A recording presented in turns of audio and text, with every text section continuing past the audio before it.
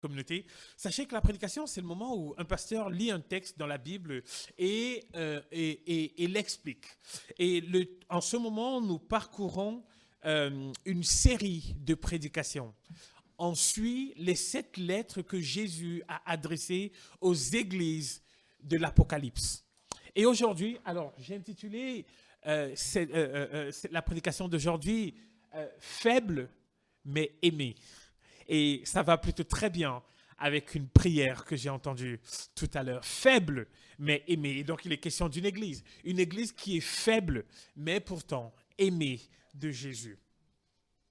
C'est l'église de Philadelphie. On en est à la 6e. Vous voyez, on a parcouru chacune de ces lettres-là. Et aujourd'hui, on en est à la lettre que Jésus envoie à l'église de Philadelphie. Donc, si vous avez des Bibles, ouvrez-les en Apocalypse chapitre 3. Nous regarderons des versets 7 à 13. Apocalypse 3, des versets 7 à 13. Et je vais lire.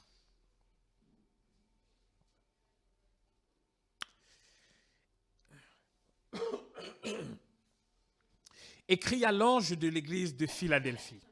Voici ce que dit le Saint, le véritable, celui qui a la clé de David, celui qui ouvre et personne ne fermera, celui qui ferme et personne n'ouvrira. Je connais tes œuvres. Voici parce que tu as peu de puissance et que tu as gardé ma parole et que tu n'as pas renié mon nom, j'ai mis devant toi une porte ouverte que personne ne peut fermer. Voici, je te donne de ceux de la synagogue de Satan, qui se disent juifs et ne le sont pas, mais qui mentent. Voici, je les ferai venir se prosterner à tes pieds et connaître que je t'ai aimé.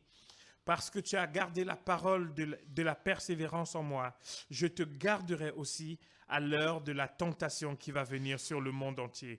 Pour éprouver les habitants de la terre, je viens bientôt, retiens ce que tu as, que personne ne prenne ta couronne. Celui qui vaincra, je ferai de lui une colonne dans le temple de mon Dieu. Il n'en sortira plus. J'écrirai sur lui le nom de mon Dieu et le nom de la ville de mon Dieu, de la nouvelle Jérusalem qui descend du ciel, d'auprès de mon Dieu, et mon nom nouveau. Que celui qui a des oreilles entende ce que l'Esprit dit aux églises.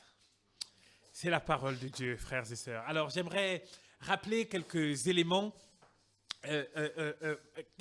principaux de ce qu'on a déjà vu au sujet de ces 7 lettres, parce que c'est capital pour la suite. On a vu que dans Apocalypse chapitre 1, c'est l'apôtre Jean qui a cette vision. Okay? Il a une vision et dans le chapitre 1, il y a une description absolument magnifique et glorieuse de Jésus. Une vision qui change du Jésus qui marchait et qui se baladait dans les villages pour prêcher la bonne nouvelle. On voit un Jésus qui est royal. Ce Jésus-là est au milieu des 7 chandeliers. On voit ça au verset 13, chapitre 1, verset 13. Il marche au milieu des 7 chandeliers et il est dit que ces 7 chandeliers-là représentent quoi? Représentent les églises. Et donc Jésus, du haut de sa toute-puissance, est tout aussi proche de son église. Et il envoie 7 lettres aux églises de l'Asie mineure. En fait, le chiffre 7, vous le savez certainement déjà, dans l'Apocalypse, il y a une lecture qui est imagée des fois. Et donc, les chiffres ont des sens.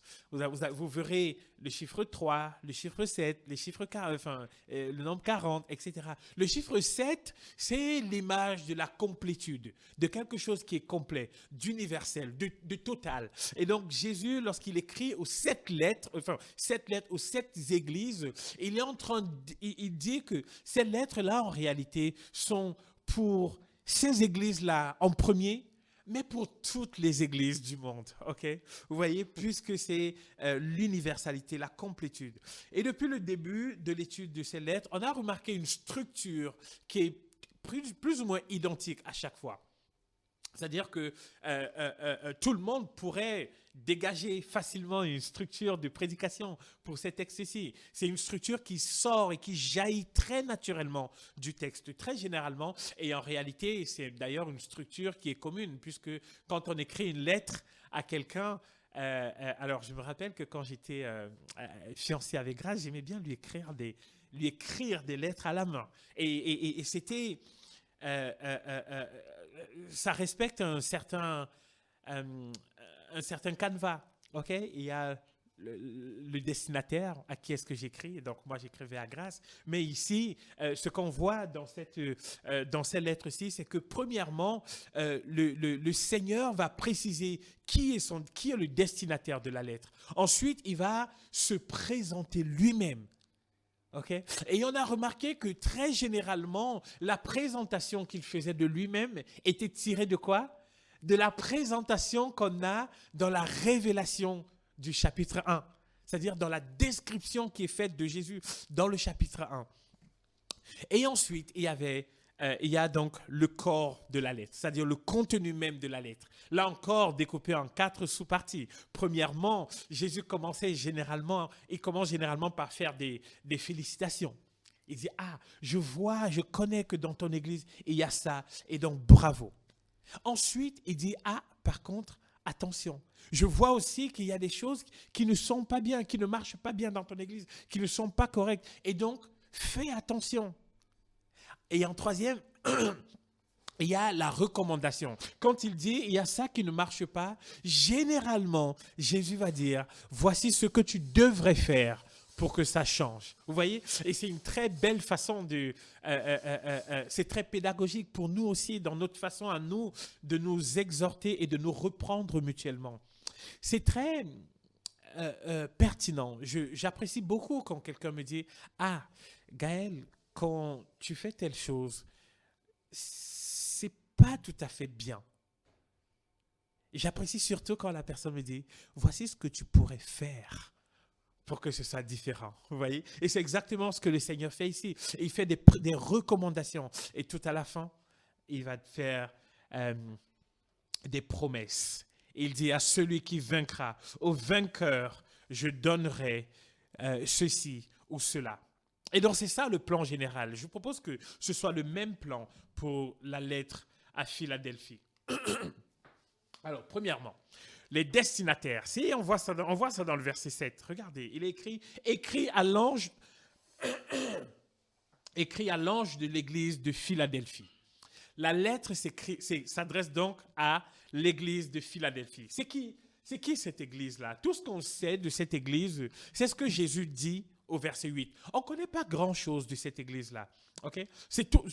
La seule chose qu'on sait, c'est ce qu'on a dans ce texte-ci. Au verset 8, Jésus dit, tu as peu de puissance. C'est certainement que c'était une toute petite église qui devait se réunir en cachette, peut-être même dans un sous-sol, un peu comme nous ici ce matin, ou alors peut-être dans la nuit, comme certains chrétiens au Maroc, je l'ai dit tout à l'heure. Ils n'avaient certainement pas beaucoup de moyens financiers, une communauté très modeste en tout cas.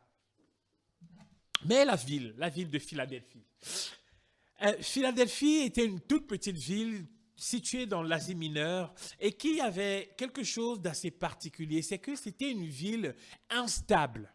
Instable à cause des tremblements de terre, des séismes. Une ville, il est dit que quand il y avait que les séismes détruisaient littéralement tout dans la ville. Et les gens n'avaient même pas le temps de reconstruire qu'un autre séisme revenait et détruisait encore. Et de telle sorte que les gens fuyaient un petit peu le centre-ville et allaient s'installer dans les vallées, dans les campagnes. De plus aussi, en parlant de la ville, il y avait, comme dans les autres villes de l'Asie mineure, des temples avec d'immenses piliers. Vous voyez, vous reconnaissez ces piliers-là, hein? Ce sont des piliers très, très, très gréco-romains, en tout cas de l'Antiquité. Ces piliers servaient aussi bien pour la stabilité des édifices, mais aussi pour honorer les personnes puissantes et influentes de la ville. En fait, quand on construisait des piliers comme ça, dans les temples païens, on écrivait sur ces piliers-là les noms des personnes qui avaient financé, qui avaient donné beaucoup d'argent. Donc, les noms des personnes qui avaient de l'autorité et de l'influence dans la ville. Et donc, ils étaient ainsi reconnus dans le temple de leur dieu païen et reconnus aussi aux yeux des hommes. Mais on peut sans doute savoir que c'est sûr que les chrétiens de l'église de Philadelphie, aucun d'eux n'avait leur nom sur ces piliers. Pourquoi? Non seulement déjà parce qu'ils n'étaient pas païens, mais plus encore parce qu'ils n'étaient pas du tout influents. C'était une petite église faible. Et la ville, l'église dans la ville. Maintenant, c'est intéressant de voir et d'avoir en tête ce point-ci, l'église dans la ville. Vous savez que à cette époque, en fonction de là où on était, de là où l'église était située, il pouvait y avoir une double persécution. La persécution des Romains, parce que les chrétiens refusaient de reconnaître César comme étant le Kurios, le Seigneur. César disait qu'il est Pontifex Maximus, et donc il disait qu'il était le prêtre, le Seigneur, et que tout le monde, même si chacun pouvait avoir sa religion, chacun devait l'adorer lui aussi au moins une fois ou 2 fois dans l'année. Et les chrétiens refusaient, et donc ils étaient persécutés. Mais plus encore, lorsque les chrétiens venaient de familles juives, ils étaient rejetés. Vous voyez, rejetés de leur famille. Ils perdaient le contact souvent avec leur famille. Et donc, à tous les niveaux, les chrétiens étaient marginalisés dans la ville. L'Église était critiquée, brimée. Ils n'avaient pas accès donc aux postes de haute fonctionnalité. Comme c'est encore d'ailleurs le cas aujourd'hui. Okay? Ce n'est pas la première fois qu'on entend ça, ou alors qu'on l'entend dans les campagnes politiques, qu'on va restreindre l'accès à des hauts postes à certaines personnes. C'est le cas aujourd'hui. En Égypte, c'est le cas. Les chrétiens d'Égypte ne peuvent pas accéder à certaines responsabilités. C'était exactement la situation pour les chrétiens de Philadelphie. Alors, l'expéditeur, toujours dans le verset 7. Pour se présenter, Jésus va faire quelque chose de différent. Il ne prend pas les éléments du chapitre 1 comme il a fait dans les précédentes lettres. Ici, il va se présenter, il dit quoi? Il dit, regardez, il prend des éléments de l'Ancien Testament. Il dit, voici ce que dit le Saint, le véritable, celui qui ouvre et personne ne peut fermer, celui qui ferme et personne ne peut ouvrir. Dans l'Ancien Testament, celui qui se présente comme étant le Saint, c'est qui? C'est Dieu lui-même qui se présente comme étant le Saint. Regardez ce que Dieu dit dans le psaume 22, verset 3. Il dit, pourtant tu es saint, pourtant tu es le Saint, tu sièges au milieu des louanges d'Israël. En Ésaïe 57, verset 15, il est dit, car ainsi parle le Très-Haut, dont la demeure est éternelle et dont le nom est saint. J'habite les lieux élevés et dans la sainteté. Dieu est celui qui est saint. Et pour bien préciser qu'il n'y a pas d'autre personne qui soit comme lui, voici ce qui est écrit dans 1 Samuel 2 au verset 2. Nul n'est saint comme l'Éternel. Il n'y a point d'autre Dieu que toi. Il n'y a point de rocher comme notre Dieu. Vous voyez, le saint c'est Dieu et c'est Dieu tout seul. Ésaïe pousse le bouchon plus loin encore dans cette vision qui est très commune. Dans Ésaïe chapitre 6 au verset 3, il dit « Saint, Saint, Saint est l'Éternel des armées. Toute la terre est remplie de sa gloire. » Frères et sœurs, c'est une caractéristique très importante de Dieu. Et c'est pour cela que l'Église de Dieu, les chrétiens, doivent tendre, courir, aspirer à la sainteté. Parce que Dieu est saint. Et ici, Jésus se présente comme étant, il dit quoi? Je suis le saint. Il est en train de dire, je suis, il parle de sa divinité. Je suis Dieu, le véritable. Et je précise qu'être saint signifie être séparé, être détaché du péché, être mis à part, avoir tout ce qui est fraude en horreur.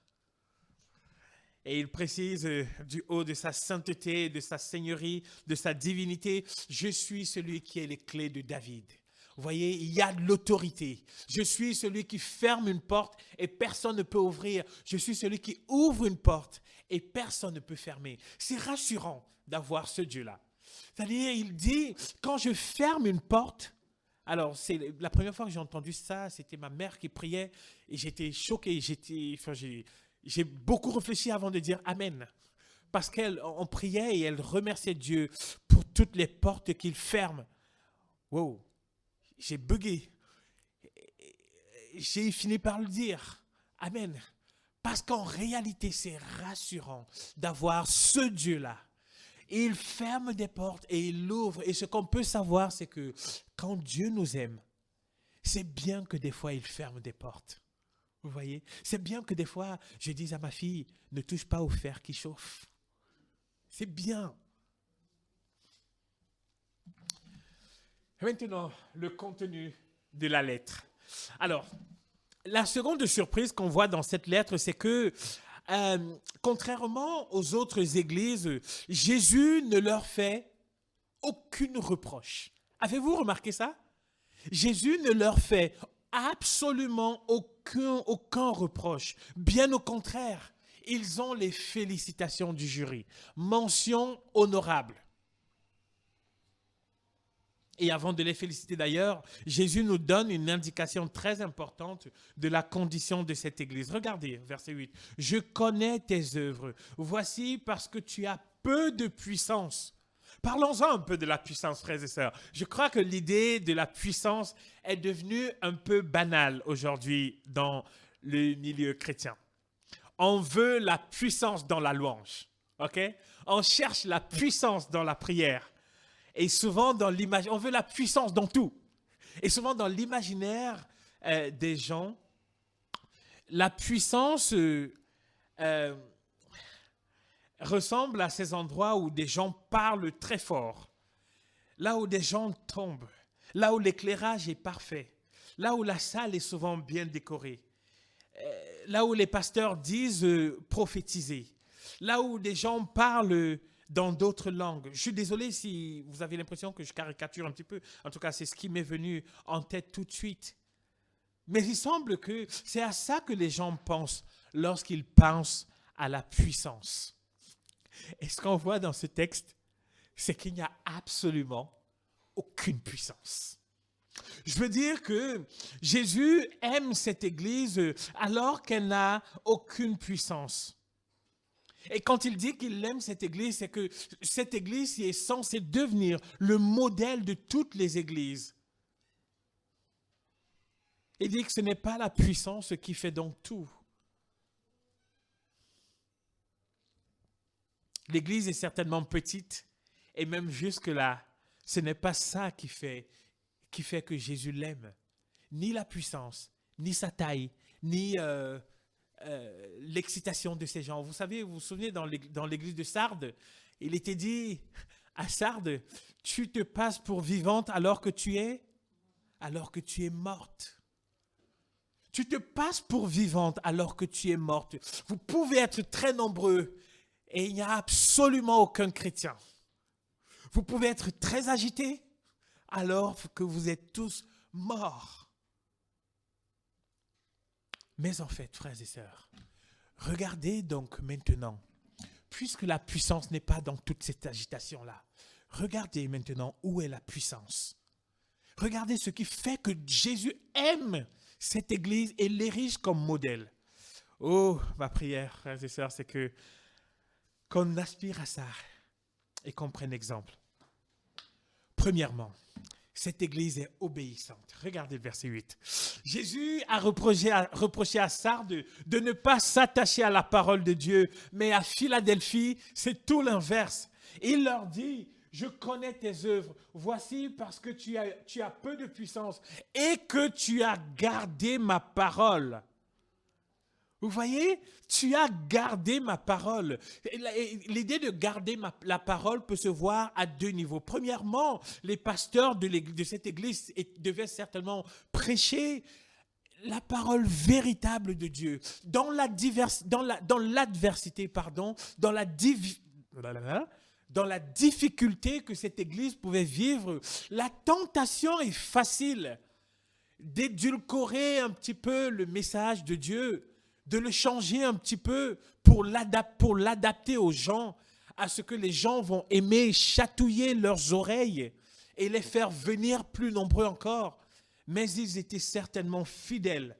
Mais encore, l'idée que les gens de cette église obéissaient à ce que dit la parole de Dieu, donc obéissaient à la parole, c'est l'idée que les frères et sœurs obéissaient dans leur vie et en commun à la véritable parole de Dieu. C'est-à-dire qu'ils ne lisaient pas juste pour connaître, mais pour être transformés. Ils ne venaient pas au culte juste pour écouter, mais pour partir et se laisser transformer, modeler par la vérité de la parole de Dieu. Ce sont des gens qui se laissaient mouler dans tous les domaines. Dans le domaine de la vérité, ils devaient accepter de dire ce qui est vrai, même si derrière, il devait y avoir des représailles.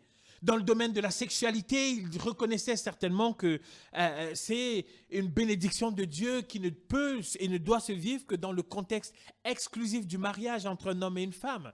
Dans le domaine de la générosité, certainement ces gens-là reconnaissaient que tout leur vient de Dieu et que Dieu veut qu'on partage. Vous voyez ? La connaissance de la parole de Dieu et l'obéissance à la parole de Dieu étaient un point important pour cette église-là. Et pourtant, c'est un peu le contraire de plus en plus aujourd'hui. Quand j'écrivais ça, je me suis dit, oh, et donc je vais parler pour moi. J'espère que vous l'entendrez pour vous aussi. Ah, Gaël, qu'est-ce que tu es content de pouvoir...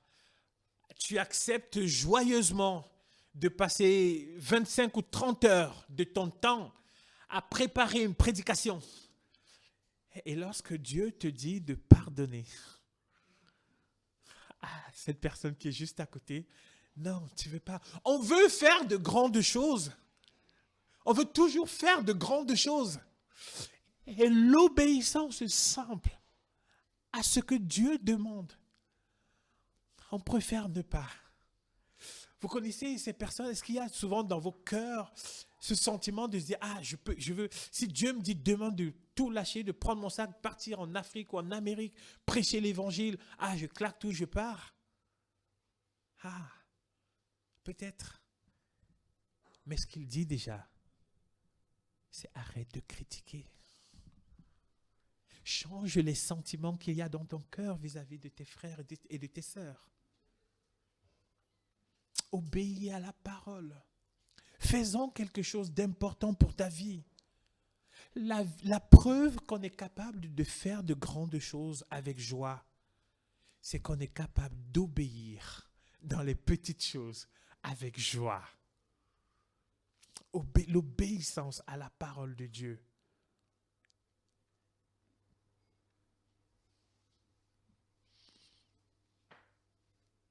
Vous connaissez certainement l'attachement de Dieu à cette obéissance. Dans 1 Samuel, au verset 15, 1 Samuel 15, au verset 22, voici cette discussion que Samuel a avec le roi Saül, lorsque Saül a péché. Samuel dit, l'Éternel trouve-t-il du plaisir dans les holocaustes et les sacrifices, vous voyez les grandes choses, comme dans l'obéissance à la voix de l'Éternel? Voici. L'obéissance vaut mieux que les sacrifices. Et l'observation de sa parole vaut mieux que la graisse des béliers. Et dans le Nouveau Testament, Jésus va le redire à ses disciples de plusieurs autres façons différentes. Jean chapitre 14, verset 15. Si vous m'aimez, alors gardez mes commandements. Jean chapitre 14, verset 21. Celui qui a mes commandements et qui les garde, c'est celui qui m'aime. Et celui qui m'aime sera aimé de mon Père. Je l'aimerai et je me ferai connaître à lui. Jean 14, verset 23. Si quelqu'un m'aime, il gardera ma parole et mon Père l'aimera. Nous viendrons à lui et nous ferons notre demeure chez lui.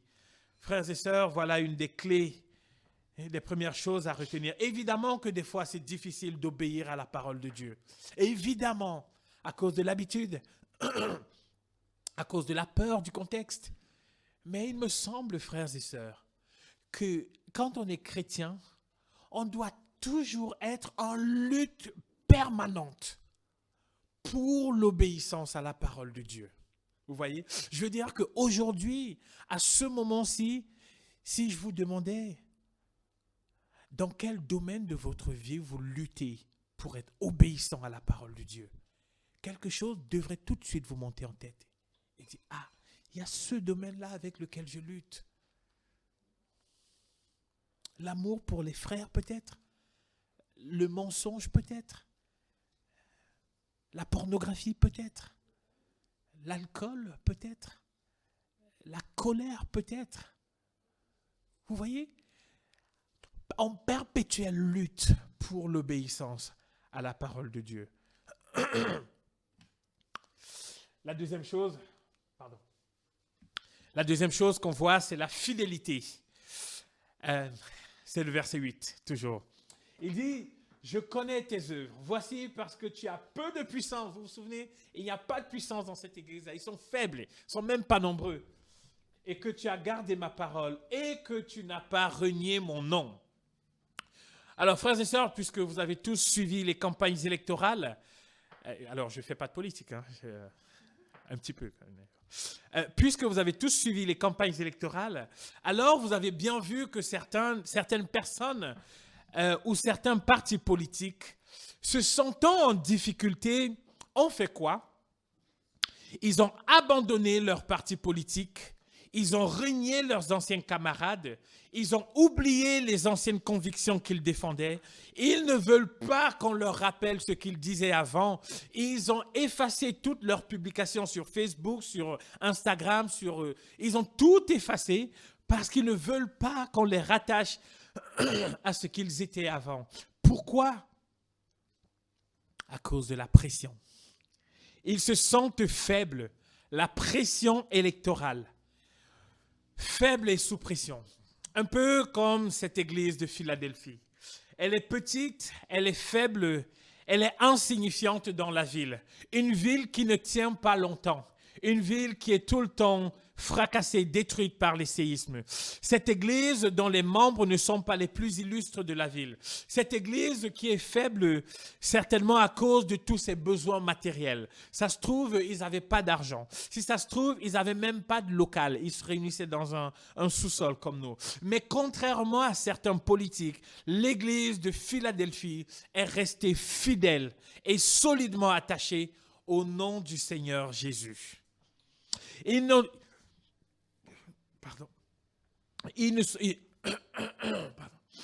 Ils sont restés attachés au Seigneur parce que leur vie était calme. Non pas parce que leur vie était calme et paisible. Non, leur vie n'était pas calme et paisible. Ah, merci. Désolé.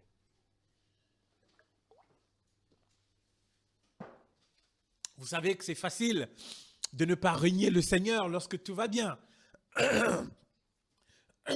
Et lorsque Jésus leur dit, tu n'as pas renié mon nom, et qu'il mentionne cela, il n'est pas en train de dire, oh, tout allait bien dans votre église et vous n'avez pas renié mon nom. Absolument pas. Et il est en train de dire, malgré toutes les persécutions, aussi bien de Rome que des Juifs, vous avez vu, il parle des gens de la synagogue de Satan. Malgré toutes ces persécutions-là, tu n'as pas renié mon nom. Frères et sœurs, je connais une famille de cette église. J'ai souvent eu des larmes aux yeux en écoutant leur histoire. Les terribles persécutions qu'ils ont dû endurer, aussi bien les parents que les enfants. Terrible. Terrible. On est loin de s'en douter quand on les voit. Quand on les voit sourire et vous embrasser avec, et vous étreindre comme ça et vous dire, et vous appeler frère. On est loin d'imaginer l'oppression qu'ils ont dû vivre. Et malgré cela, ils sont attachés, ils ne renient pas le nom de Jésus. Jésus dit ici, malgré les problèmes que tu as, tu n'as pas renié mon nom. Frères et sœurs, c'est facile d'être chrétien et de ne pas renier le nom de Jésus en France en 2024. Ok? Mais il n'en a pas toujours été ainsi. Laissez-moi vous lire un extrait de la persécution et de la fidélité de ceux qu'on appelle les martyrs de Lyon. Vous connaissez? Quelqu'un connaît? Les martyrs de Lyon. Blandine. Si je dis Blandine, est-ce qu'on connaît? Ok, très bien. Ok. Est-ce qu'il n'y a que Sonia qui connaît Blandine? Ou d'autres personnes? Ok, Blandine. Ok. Ok, super. Donc, c'est quelque chose de connu. Les martyrs de Lyon. On est en France, frères et sœurs. On est dans les années 170, dans les arènes. Vous savez, les arènes où les gladiateurs devaient se battre. Regardez ce qui est dit. Et dans ce qui est écrit, ce sont des chrétiens, témoins de la scène, qui ont gardé les textes. Blandine et les autres prisonniers furent traînés hors de leurs cellules jusque dans l'arène. Le gouverneur romain de la Gaule, une couronne de laurier sur la tête, dominait les prisonniers. Il leur dit, « Écoutez-moi, vous les athées, vous les chrétiens, vous offensez nos dieux et vous attirez sur nous leur colère. Jurez simplement par César et je vous relâcherai. » Le silence envahit l'arène. Serrant les mains de deux amis, Blandine tremblait et implorait Dieu de lui donner de la force. Le gouverneur dit, « Très bien alors, vous avez choisi les fauves, le feu et l'épée. » Arrachant plusieurs chrétiens du groupe, les soldats les rouèrent de coups de fouet et les taillèrent en pièces avec des épées. La foule hurla d'approbation. Un jeune homme du nom de Vétius sortit alors du groupe de prisonniers et s'avança vers la plateforme du gouverneur. « Votre Excellence, je demande humblement la permission de parler pour la défense des chrétiens. Je peux vous prouver qu'il n'y a rien d'athée ou de méchant en nous. » Les spectateurs païens hurlèrent contre lui, ne tenant aucun compte de la demande de Vétius. Le gouverneur lui demanda avec dédain, « Es-tu chrétien ?» Debout devant le gouverneur, sans fléchir, Vétius répondit d'une voix forte, « Je le suis. » Le gouverneur fit signe, non, souvent il faisait comme ça. Le gouverneur fit signe de la main aux gardes. Ils tirèrent leurs épées et abattirent Vétius sur le champ. Blandine et les autres chrétiens furent ramenés en prison. Du matin jusqu'au soir, les gardiens punissaient la frêle Blandine. Ils transperçaient son corps à coups de poignard et lui broyèrent les membres sur le chevalet. Ils la rayèrent en disant, « Maudit Christ, dis-nous toutes les méchancetés que commettent les athées. » Blandine répondit, « Je suis chrétienne, nous ne faisons rien de honteux. » À la fin de la journée, les gardiens avaient du mal à croire qu'elle respirait encore, tellement son corps était meurtri. Les gardiens se disaient entre eux, « Qui sont donc ces chrétiens? Ils affrontent la mort de plein gré et avec joie. » La foi de Blandine renouvela le courage des autres. Un à un, les croyants moururent, taillés en pièces par les bêtes. Quelques jours plus tard, on les ramena de nouveau dans l'arène, cette fois-ci avec Ponticus, un jeune chrétien de 15 ans. Blandine l'encouragea. « Tiens ferme, cher Ponticus. » Ils subirent de nouveau le fouet et les attaques des animaux. Rapidement, gisant sur le sol, Ponticus mourut. Mais Blandine, le corps meurtri et ensanglanté, survivait toujours. Son visage rayonnait de la paix de Christ. Un témoin déclara, « Elle ressemble à quelqu'un qui est invité à des noces et non à quelqu'un qui est jeté aux fauves. » Et maintenant, j'ai mis cette partie pour que ce soit lisible de tous. Bon, désolé si ce n'est pas très visible, je vais le lire ici. Et écoutez bien, hein. Ces persécuteurs frustrés et en colère de ce que Blandine jusque-là n'est pas morte, de ce que Blandine jusque-là continue d'attester sa foi en Dieu, l'enveloppèrent dans un filet et la jetèrent devant un taureau. Vous voyez, les taureaux là. On la jette devant le taureau et le taureau va la malmener comme ça avec la tête, avec ses cornes. Tout autour de l'arène. Il va la malmener dans toute l'arène, comme un ballon de foot. Finalement, un soldat se baissa et la fit mourir d'un coup d'épée. Les païens dirent qu'ils n'avaient jamais vu une femme souffrir autant ni si longtemps. Les corps de Blandine et des autres chrétiens jonchaient les rues de Lyon. Les gardiens, écoutez, les gardiens exerçaient une surveillance pour empêcher leurs amis de leur accorder des funérailles convenables. Pourquoi ne les laissez-vous pas enterrer leurs morts? Demanda-t-on aux gardes. Et voici la réponse des gardes. Pour qu'il n'ait pas d'espoir dans la résurrection, répondit-il. C'est cet espoir qui leur donne un tel courage. Après 6 jours, les corps furent brûlés en cendres et jetés dans le fleuve du Rhône, puisqu'on est à Lyon, les Rhônes-Alpes. Les gardes dirent, voyons maintenant s'ils vont revenir à la vie. Quelques chrétiens de Lyon survécurent à la persécution et ils mirent par écrit le récit des croyants, martyrs, et l'envoyèrent aux églises partout dans l'Empire romain, les encourageant à tenir ferme dans la foi. Voilà des gens qui ont vécu la persécution. Les chrétiens de Philadelphie ont vécu plus ou moins cette même période et donc plus ou moins la même persécution.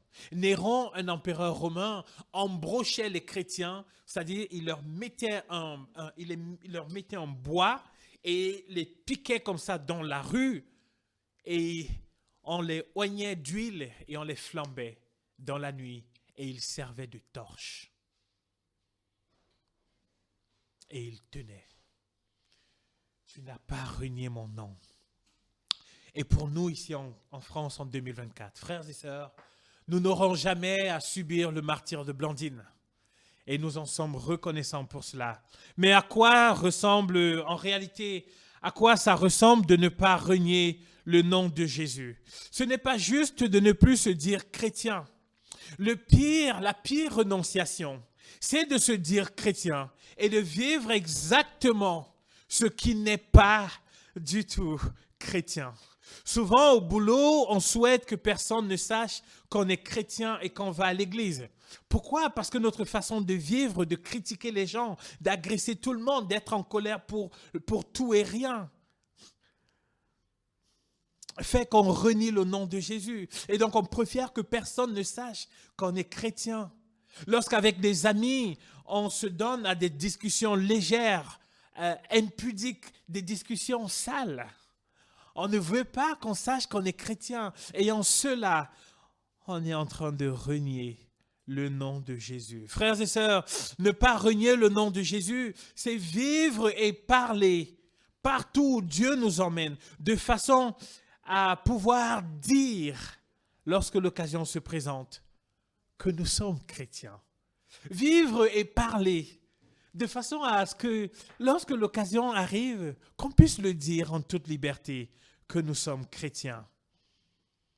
Et lorsqu'on le dit, si les gens autour de nous disent « Ah bon, tu es chrétien? Vraiment ?» Ah là, il y a un problème. Mais plutôt vivre et parler de façon à ce que, lorsqu'on dit que nous sommes chrétiens, que les gens disent « Ah, je me disais bien qu'il y avait quelque chose. » Ce serait peut-être encore mieux. Ce serait peut-être encore mieux de pouvoir vivre et parler partout où Dieu nous emmène, au milieu des amis, de la famille, des collègues, de sorte qu'à un moment, eux puissent dire tu ne serais pas chrétien par hasard. Que le témoignage de notre vie, de l'obéissance à la parole de Dieu, atteste de notre attachement au nom de Jésus. Il n'est pas question d'une puissance. Alors, je suis désolé, moi je parle aussi très fort. Donc je veux dire, il n'est pas question d'une puissance où quand on parle très fort et qu'on crie dans les églises, ou qu'on renverse tout le monde, ou qu'on parle dans d'autres langues. D'une puissance qui se voit dans l'obéissance, dans l'attachement à la parole de Dieu.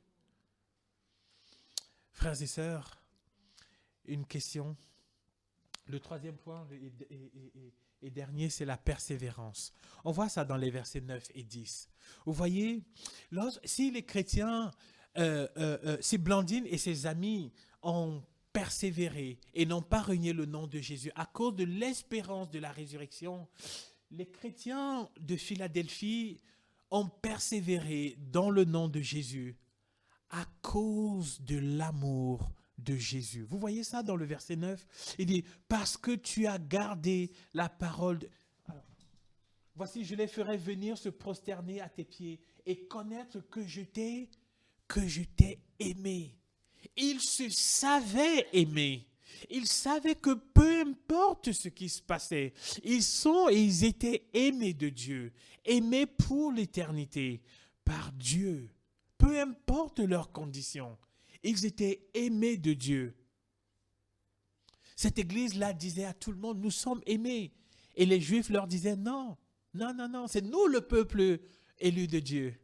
Et finalement, Jésus dit que j'enverrai, je vais les envoyer se prosterner devant toi. Et ils vont reconnaître que c'est au milieu de toi qu'il y a l'amour. Frères et sœurs, que choisissez-vous? Une église bruyante ou une église sainte? Que voulez-vous, frères et sœurs? Un bâtiment ou alors la sainteté?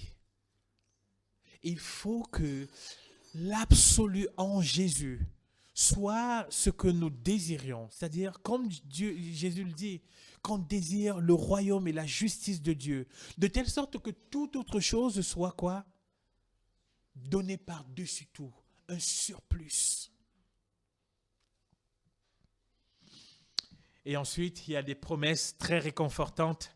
Au verset 8, je laisserai une porte ouverte. Il est en train de dire que l'Église aura des occasions de témoigner de la parole de Dieu à l'extérieur et des gens vont se convertir. Au verset 9, elle sera reconnue au final. Vous avez vu, des gens vont venir se prosterner et reconnaître que c'est elle que Jésus aime. Pourquoi? Non pas parce qu'elle est puissante, mais parce qu'elle est obéissante, parce qu'elle est fidèle et parce qu'elle est persévérante. Au verset 10, elle sera protégée. Il y aura une persécution qui va arriver, mais l'Église sera protégée. Et c'est ma prière, frères et sœurs, que le monde, que lorsque la France tremble ou va trembler ce soir, que notre cœur ne se trouble pas, qu'on continue de croire en Dieu et en son Fils.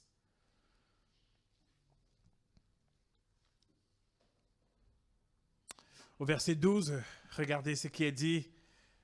Celui qui vaincra, je ferai de lui une colonne dans le temple de mon Dieu. Avez-vous regardé toutes les promesses du verset 12 là? Celui qui vaincra, je ferai de lui une colonne dans le temple de mon Dieu et il n'en sortira plus. J'écrirai sur lui le nom de mon Dieu et le nom de la ville de mon Dieu. Toutes les promesses de Dieu sont au sujet de Dieu. Ok? Je veux dire, il y a ce que Dieu promet à ceux qui obéissent, qui sont fidèles et qui persévèrent, c'est de leur donner Dieu. Ok. Je l'ai souvent dit et je ne me lasse pas de dire cette citation de Saint Augustin. La récompense des chrétiens, c'est Dieu lui-même. Demandez autre chose si vous trouvez mieux. Il dit, je vais écrire sur lui, je ferai de lui une colonne dans le temple de mon Dieu et il n'en sortira plus. Souvenez-vous que cette ville-là, les gens sortaient continuellement de cette ville parce que les colonnes qu'on avait construites pour les temples tombaient tout le temps. Et désormais, Jésus dit, vous serez des colonnes dans le temple de mon Dieu, des colonnes de la vérité, comme c'est dit dans 1 Timothée chapitre 3, verset 15, et vous ne sortirez pas. Ça ne sera pas comme dans votre ville à Philadelphie, dans laquelle vous êtes obligé de fuir lorsqu'il y a des séismes. J'écrirai sur lui un nom nouveau. Il va nous donner un nom nouveau. Nous allons lui appartenir. Les chrétiens ont des portes fermées dans les institutions devant les autorités. Jésus promet de leur ouvrir des portes que personne ne pourra fermer. Vos ennemis vous rejettent et rejettent votre foi. Un jour, je les ferai venir s'humilier et reconnaître que c'est bien vous que j'ai aimé. Vous souffrez dans diverses épreuves. Je vous garderai à l'heure de la tentation. L'épreuve semble difficile et longue. Je m'assurerai que vous ne perdiez pas votre couronne. Vous vous sentez faible et petit. Je ferai de vous des piliers et des colonnes. Est-ce que vous vous sentez exclu? Je vous donnerai mon nom. Vous serez marqués du nom de Dieu. Simplement, verset 11, je viens bientôt. Retiens ce que tu as. Nous allons prendre la scène maintenant, frères et sœurs. Et la scène, c'est pour les personnes qui ont mis en Jésus